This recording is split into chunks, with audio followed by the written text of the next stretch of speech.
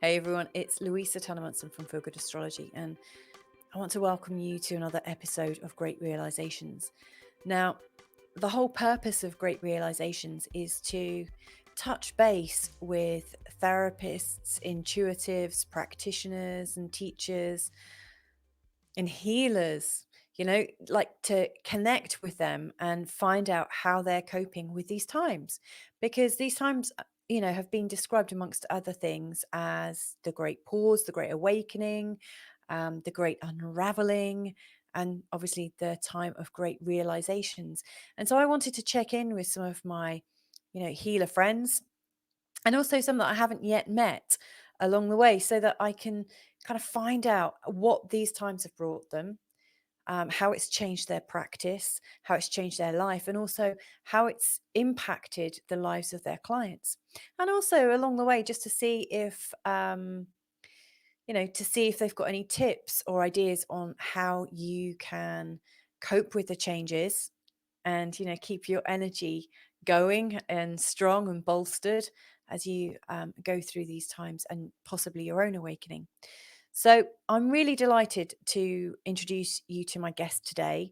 Funnily enough, it was because of this. We had a conversation last week, him and we were just talking about how difficult it can be for intuitives and how our own energies had been changing considerably. And it was from our conversation when we said, oh, we should talk about that, that I thought, let's actually create a series. So this is really thanks to my good friend Scott Clover.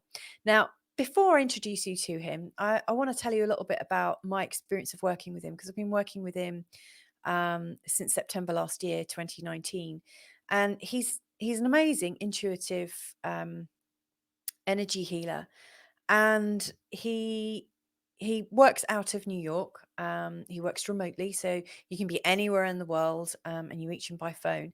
And he's like an energetic plumber. I know he's being described as an energetic plumber because he has this ability to kind of see into your energy systems, and take a look around. He can see where things are a bit gummed up and where things need to move again. And then he just helps you to facilitate the process. He helps you get clearer about what you need to clear, and then kind of gives you a little bit of a wriggle on the way. So anyway, it is my great pleasure to talk to him now. Yeah, so let's go meet him, shall we? So what do you make of these times? Like, we don't have to go all pandemic-y or anything like that, but what do you make of these times? Like when we were talking last week and we said, hey, we should get together and, have a little chat online. What about this time that you want to share? I'm tired. Right. People are tired. People are, going to the grocery store in this day and age is a day. That's what you're going to do for the day. That's your outing, because we're on guard when we leave, and yet when we come home, we have nothing to guard against, and yet there's this boogeyman out there, and it makes us tired. So Yeah. a lot of people are having a harder time lifting their head from the pillow, interacting with their friends or family, because things are different now. And to internalize that, or to not internalize that, I should say, would be doing this moment an injustice. Yeah.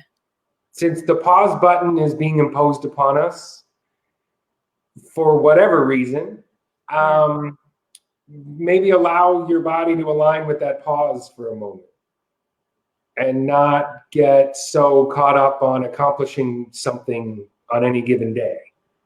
Honor how you're feeling. If you want to go for a jog, go for a jog. If you want to take 2 naps, take 2 naps. Because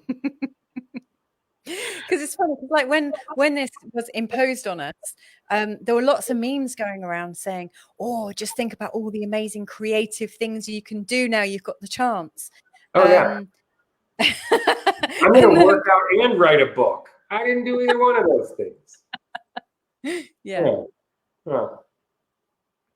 So that's what's going on for people, is they are trying to figure out what's important again. Yeah. And the things that were important 2 or 3 months ago may not be important 2 or 3 months from now. And that's a major paradigm shift from the individual perspective and as well as from the societal perspective. If you have friends and family that are out of work, or you yourself are out of work, it's devastating to think of what your future is. Yeah. Or if you're stuck at home and expected to do the work while your friends or family are loafing around because they don't have anything to do, you're a fish out of water no matter what. You're now trying to accomplish something that you did in a community setting from an individual standpoint and expected to perform in the same manner. And the world has changed. Will it be like this forever? Probably not. You know, I think maybe 3 years from now, we'll just sort of have a couple quirky rules around, but society's going to still happen. I don't think theaters are going to close and things like that for the long run. But for the right now, a lot of people are traumatized. Yeah. And if you don't acknowledge that trauma, then you might be doing yourself an injustice. So from your perspective, I mean, I imagine, given that you can see into the sort of energy fields of things, I would imagine right now your perception of the world's energy has shifted, because presumably if you can see into like my energy field and the energy, sorry, I'm going off script here. We had a kind of rough idea of the questions I was going to ask, because of what you're talking about, I want to ask you, like, you can see into my energy system and you can see into the energy systems of other people. If I choose to, yeah. If you choose to. If you were, have you chosen to look into the world system right now, or like what Mother Earth is like? I haven't. Yeah, sometimes I go on the satellite and look down, but it's not so advantageous because my work is generally healing individuals and groups in their human bodies. It's not as important for me to always go and sit on a satellite and look down at the world breathing or not breathing. So if I chose to, I guess I could. I just, that's a lot of information to input. Yeah. Well, let me know when you do it, right? And we'll do an episode on that. We can do it. Sure. We can do that. Sure. But in general, I've been more lately sticking to terra firma here, because I help people, individuals, feel better in their bodies, and people don't feel real settled right now. So maybe what I was doing a few months ago is different than the work I'm doing currently. Meaning the work I'm doing currently is about grounding. It's about understanding your own intentions. Whereas before it was, how do you keep up with the world that's going on around you? Well, if the world isn't going on around you, then you're stuck by yourself. So the inner work is either rising to the surface to be dealt with, or being pushed down. And I have clients doing both of those things. And the other thing I do notice that's happening is people are becoming more intuitive. Their psychic tune-in is becoming a little louder, or for some people a little more refined. I think in my case it's become a little more refined. I'm picking up more information than I normally would, and I'm pretty good at keeping it out, because I like to have a life outside of my profession. But I do notice it slips into my daily life even more and more, with a little more refinement, a little more clarity, and actually a little more grace.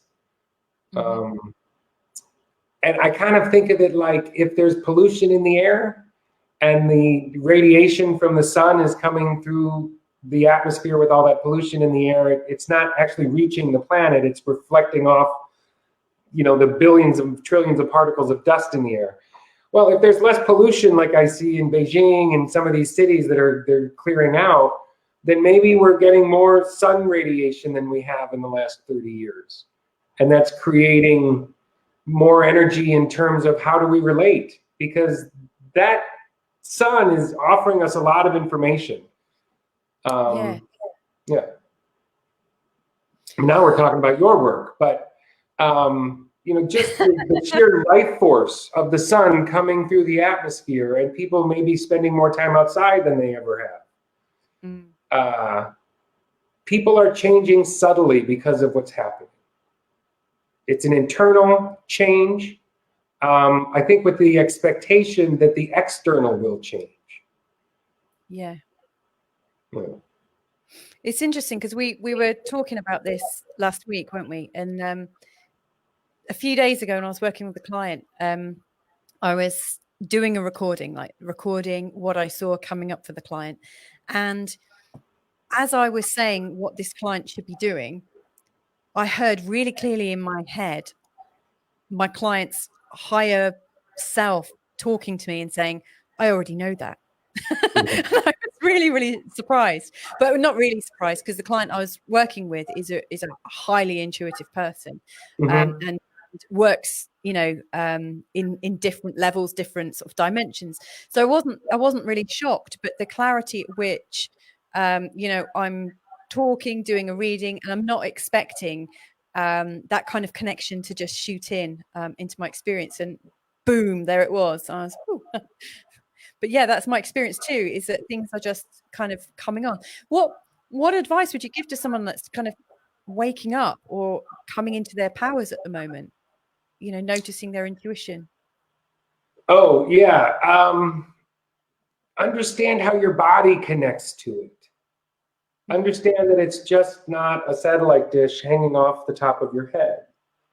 We have two satellite dishes of intuition. We have maybe the third eye that people talk about, and then we have the gut, the intuitive Yeah. gut that everyone's so fond of talking about.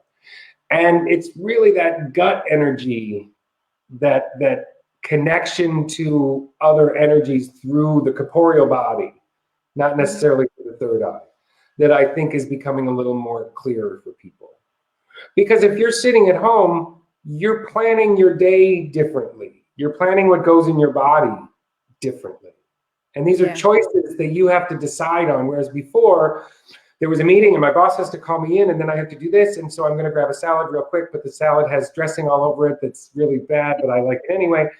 Now you have to sit at home and look at that food and make a conscious decision. So it's more about personalized choice too, and noticing that the choices you make out of not necessarily desperation, but just the sake of saving time. When time is at your fingertips, what are the choices you're making?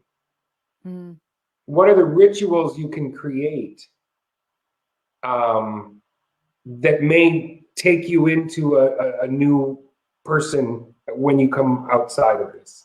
One of the things I like to tell people is I'm a big fan of Emoto, Masaru Emoto, the guy who takes photographs of power elements. Yeah. I'm a big fan of telling my clients, write down a word or two and fill your glass of water the night before and put it on a piece of paper and put your glass on top of that piece of paper and let that energy go into that water. And then the next morning, that's your treat. You've created a ritual on one evening that will sustain you into the next day, to give you something to sort of not look forward to, but just to be a part of, that brings you back to yourself. So every night you set the intention and every morning you sort of receive that reward. That's a simple thing you can do without ever getting out of your sweatpants. Yeah, and all that stuff's very useful because I know in our household we've lounged around in our dressing gowns and sweatpants almost a day at a time. When there's no impetus to actually get dressed right now. I'm sure lots of people are doing these live recordings sat in their underwear. They've got like a shirt on We top. had that in the States. We had a reporter that suit and tie, and you could see his bare thigh. Yeah, here in the States we had that. So yeah, I get the feeling that there are people awakening to a new kind of reality at the moment. And I think that's really good advice you've given them. Can you share a little bit about how you found out about your powers or your energy, your skills, as an energetic plumber? I mean, how did you know that you could do that? How did you come across it? Okay, so I was quite intuitive as a child. Yeah. to an excessive degree at times, seeing patterns in math and things like that that weren't really plausible that I was able to do, knowing where things were, how people were feeling, things like that. That was a common occurrence for me as a kid. And it was a little off-putting, I think, some at times for people because they didn't understand it, or they created a story and based in bricks and mortar on what was happening. And that created kind of a schism. You know, when you perceive something and then you're told you did it a different way, or you're lying, or that's not possible, then it really confuses you as a kid. It's like, wait, this is such a natural instinct, and I'm being told by conditioned thinkers or societal pressure that what I just sensed isn't real. And now I know as a fact, as you know, a middle-aged man, that it is. That's the life that I live in. That's the work that I work in on a daily basis. So how did it start? It started when it was pointed out to me in midlife, hey, you know, that thing that you did at the airport on a trip we went on, and that thing you did at the rental car company, and I think you got some intuitive abilities going on. And I had been in such denial since the age of like 12. So I made a conscious effort at the age of 12 to shut it down, because it was ostracizing myself to my peers. I could get a sense that my peers were finding it off-putting. And, you know, at 12 years old, you're not going to strive to be unpopular. So I changed the thing about me that made me too different. And that was shutting down my intuitive abilities. And I have a long history, a family line of people sequestering their intuitive abilities. So I'm the first person in a long line of intuitives in my family that actually say it out loud. And that makes a big difference. It's a real catharsis to be able to accept it in yourself and say it out loud. And then I realized, after studying it and understanding it and listening to podcasts and finding masters and training under people all over the country, that after a few years of just wanting to know about how to use it, that I was being guided to use it for healing. I wasn't guided to tell the future so much as I could inspire healing so the person can create the future that they intend. Yeah. So, and I was sort of guided towards that. I work a lot with the archetypes, and I know what my archetypes are, and they're pretty much aligned with the ideas that I do what I am, is what I say about my profession. Is I'm a healer because that's what I am. It's intrinsic in me. Which is a blessing and a curse for some people, because a lot of empaths, as I am, we just want to help no matter what. And there's a lot of people that don't want our help, but we're going to impose upon it anyway. If you're not skilled or have your own boundaries or trained or understand that your empathy can cause friction, it's not just sending hearts out all the time. It's imposing your will onto somebody else. I read a meme a while back that I really think is powerful, and it said, empaths without boundaries is self-destruction. So a lot of intuitive people end up giving a lot of their energy away, and it's not asked for. That's why when you said, you know, can you read the person's energy? Yes, I can, but I wouldn't unless I'm asked. Yes. Because if not, and then it's intrusive. Yeah. I've had a similar thing, obviously, with astrology. You know, sometimes people ask me to look at their partner's charts, and I won't unless I've got the permission of the other person. Even though it's just a time, place, and date of birth, it's the intention behind it that I'm not okay with. You know, I think people need to know if you're doing something on their behalf. Yeah, that's an ethical dilemma, isn't it? I really like that. So you were saying, I don't see it as an ethical dilemma. you don't? Okay. It's an ethical decision. Okay. Yeah. Dilemma you're putting a negative term on it, and it doesn't need to be negative. It's just an ethical decision. Yeah. Yeah.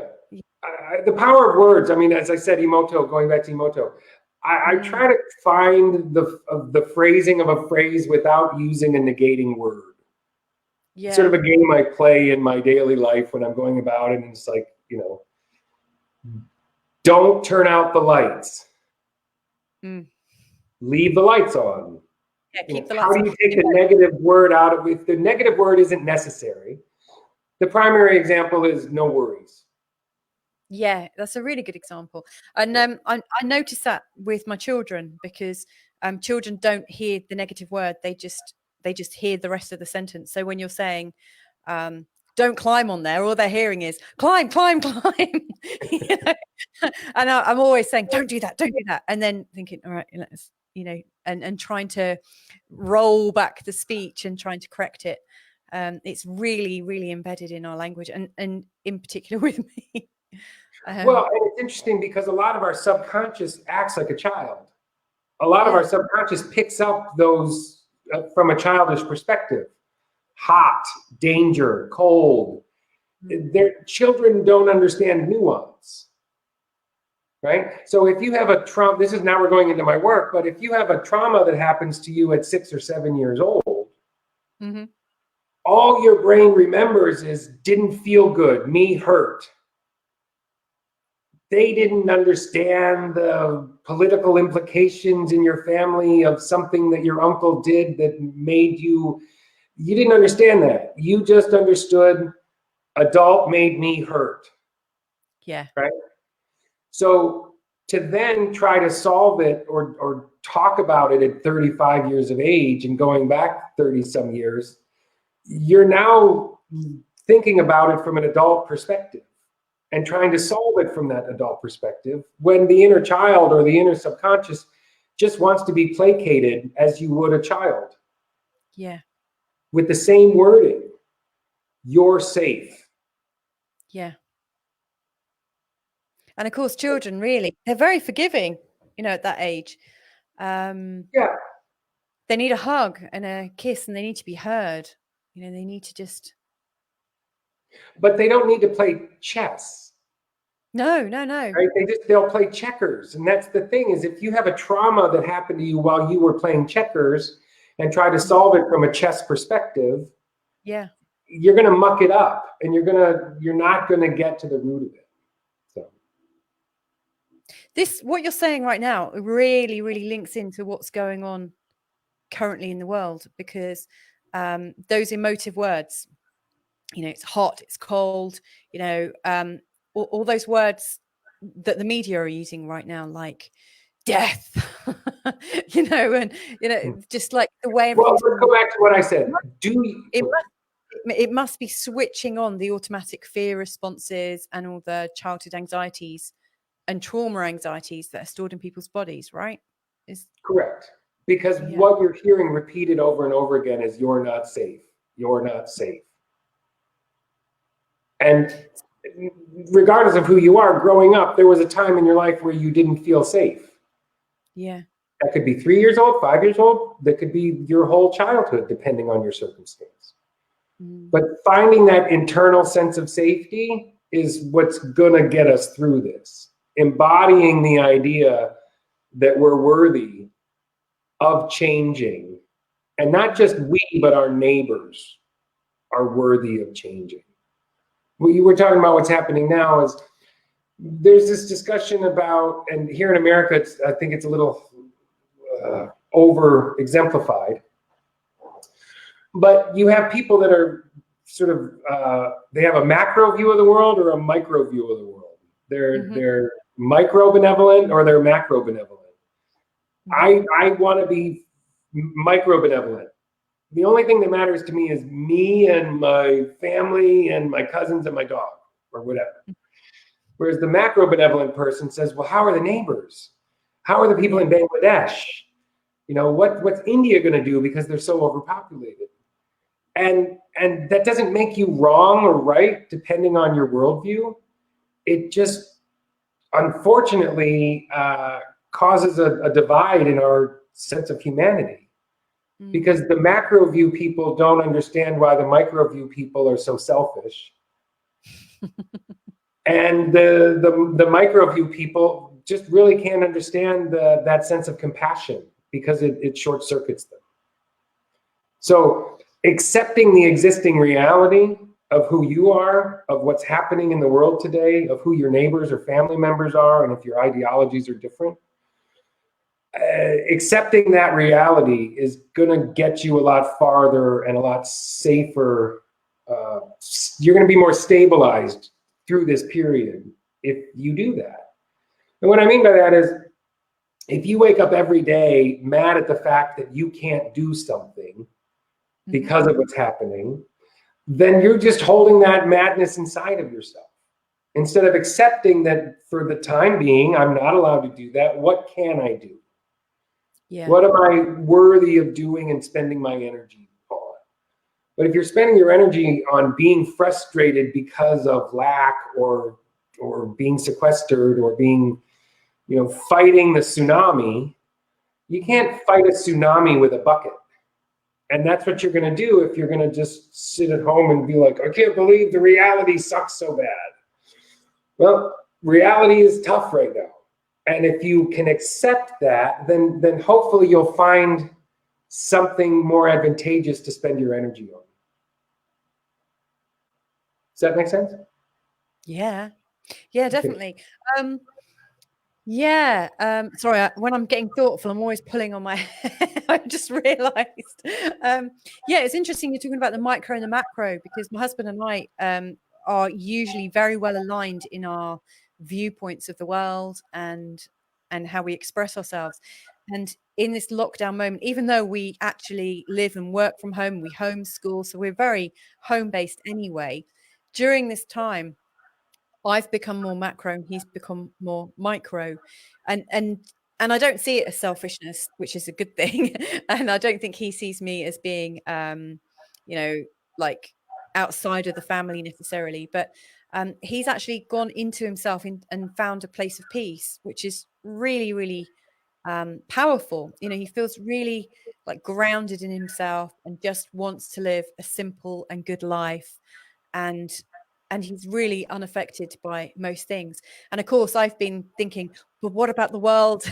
And it's created a bit of friction for us. So it's really good advice, just to kind of accept what's going on and really feel it and get grounded in it.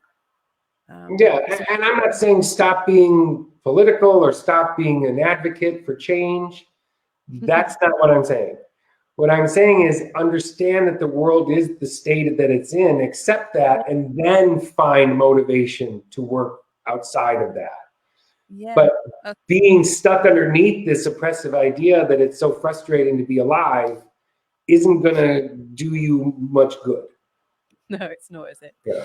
So for people who are wanting to feel safe in themselves, can you think of a way that you could describe how someone could generate that feeling of safety? If someone's listening right now and is thinking, you know what, I don't feel very safe, how could they connect to that sense of safety? Well, person, place, or thing. Like, what is the noun that's causing that sense of instability? Is it your partner you're living with? Is it your relationship is struggling? Is it the job?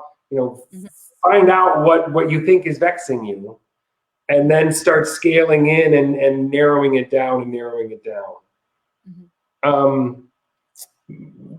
One way you could do that corporally in the body is do a body scan. And if you feel tightness in a certain area, say your hip, don't ignore it. Really get in there. Really send your energy and your sense of self into the epicenter of the tightness in your hip. And if it's a feeling of like coagulated or stuck energy, then give that energy something to do. Give it a purpose. Because right now it's just stuck. It could be because, you didn't like your teacher in middle school, and that led to a problem, and that led to another problem, and then you fell down, and you relate, not being heard to your sore hip, and then someone didn't pay attention to you, and your hip got sore again. Go into that sore hip. Don't ignore it. Don't take a Tylenol and just hope the pain goes away. Sit with it for a while. Take a little golden acorn and put it in the epicenter and see how it might shift that coagulated or dense feeling you have in a certain part of your body. That would be a way. Embodiment is the word of of the year. Embodiment, embodiment, embodiment. Well, how do you do that? I thought unprecedented was every time I open like a document, every time I listen to a video, I hear the word unprecedented, unprecedented. That almost puts me into a panic or a spin. I must have some kind of karma with that word. You know, it just irritates me. I need to desensitize myself to it. Yeah, it just means new, right? In this context. Yeah, exactly. Yeah, it just means panic as well. I think it's put in to make it seem more severe than it might be. Yeah, check the semantics of the stories that you're listening to. Yeah. Okay, I've got one more question. I really want to ask you, and that would be, what are your great realizations right now, Scott? What are my great realizations right now? Yeah. When I knew you were going to be talking to me today, I thought of this book that I read a while back, and it's called The Light of Sex. It's not generally about the light of sex, and it's by a Russian mystic, a 19th century, sort of turn of the century, 1900s, a Russian mystic. Maria de Naglaska is her name. That's an awesome name. Yeah, Maria de Naglaska. I think it's the French version of her Russian name. Okay. She was a Russian woman who ended up writing a lot in French. Anyway, she has this concept at the beginning of this book, The Light of Sex, about society is actually a long train car in a tunnel. And at the beginning of the locomotive is the locomotive car, the engine car, and then after that are the passenger cars. And people who are looking at this society that we're in and wondering, why are they growing food with poison? You know, you and I talk about, why would they put fluoride in a product when the science is there that it's really detrimental for us to be ingesting this toxin, things like that. So there's people in this, all of our society in the world is on this long train, and the train is in the tunnel.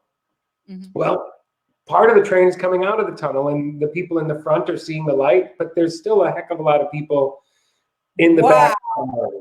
Love that. I love that so much. That's such a great analogy. Yeah, it's a good one. So just decide which part of the train you want to sit in.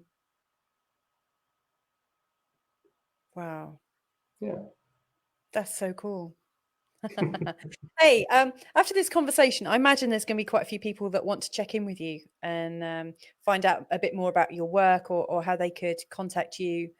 Are you accepting new people to work with at the moment?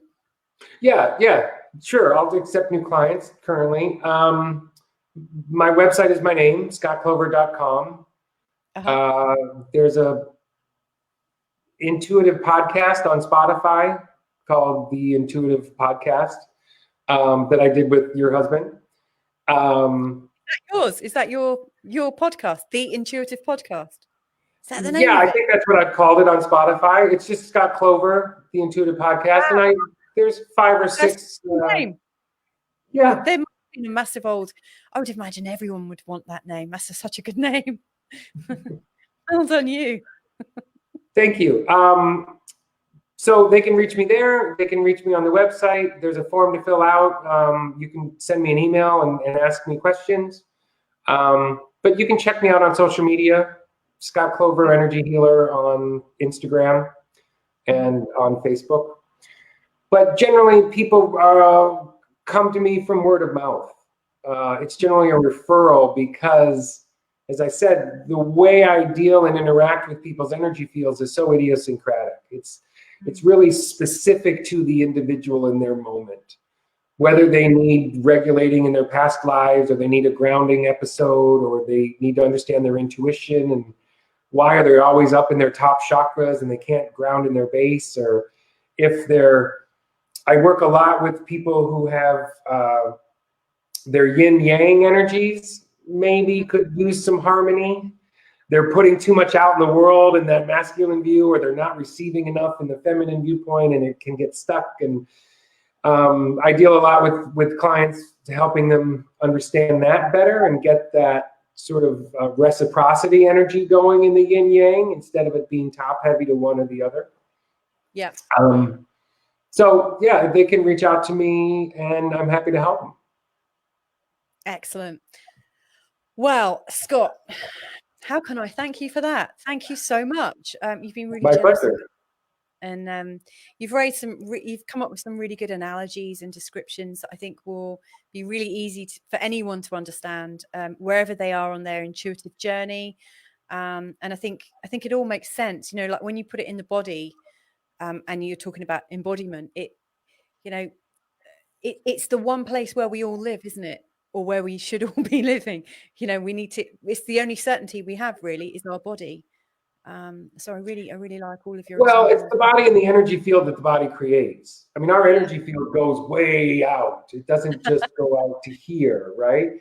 So if I'm working on someone's auric field, I may work on their first or second auric field closer to their body, or we may go way out here where the auric fields really interact with society, not just interact here with the individual near you.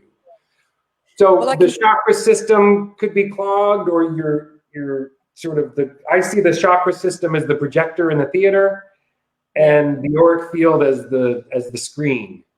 So if either one of those gets dirty, you need someone clearing out of it. Those are the things I sense in my work that I can help guide people to clean them off.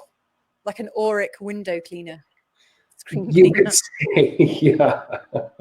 Well, thank you so much. I mean, I can definitely vouch for your abilities and skills, because every time we've worked together, change has occurred quite rapidly, you know, within a few days, or I wake up with an idea, or you definitely kind of light a fire underneath somebody, you know, in a really positive way. It definitely shifts mind and focus.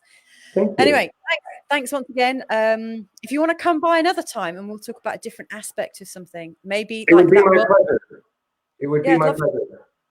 Okay, right. Well, thank you so much to anyone that's listened in today, wherever you've been listening from. This has obviously been put out to Facebook, YouTube, and also to podcasts on Spotify.